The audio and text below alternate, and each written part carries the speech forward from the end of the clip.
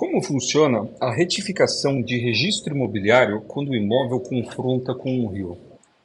Para quem já conhece retificação de registro imobiliário, já sabe que é necessário, é importante que haja a anuência dos confrontantes. O confrontante tabular, que é aquele que está na matrícula, aquele que está na tábula, né, que é o registro, e do confrontante ocupante, que é aquele que está na posse com ânimo de dono.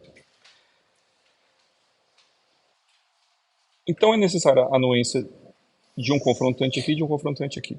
E quando ocorre a confrontação com um rio? Então, aqui no caso, nós temos um imóvel que está sendo retificado no cartório de registro de imóveis de Cabreúva, e ele está confrontando, no nosso caso, com o rio Tietê.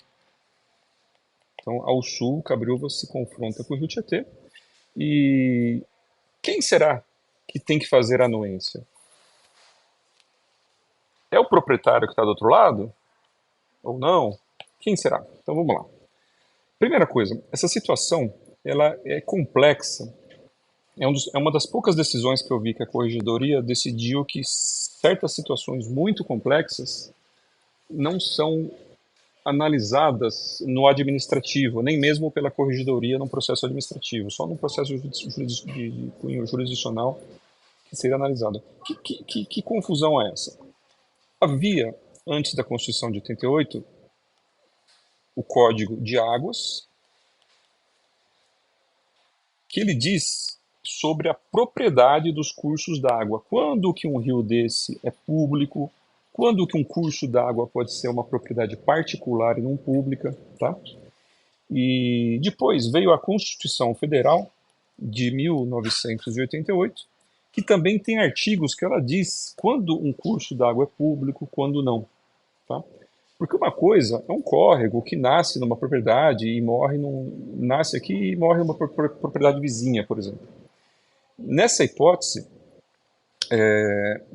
houve decisão de alguns anos atrás da comarca de Jundiaí, aqui ao lado de Cabreúva, e foi decidido que é uma grande confusão ainda, um grande dilema na doutrina, na jurisprudência, se o Código de Águas foi totalmente recepcionado pela Constituição Federal ou não. Então, em alguns casos, existe a dúvida se isso é um curso de água particular ou se isso é um curso d'água público, tá? Então, como é que se resolve? Quando for evidente que aquele curso é particular, quem tem que anuir é o proprietário do outro lado, tá? Se os dois imóveis confrontam com o rio, geralmente, digamos que aqui fosse uma outra retificação aqui, por exemplo, e fosse um riozinho que sai do rio Tietê, por exemplo, um afluente, tá? Algo que nasce aqui e morre aqui, por exemplo. A tendência é que isso aqui seja um curso particular.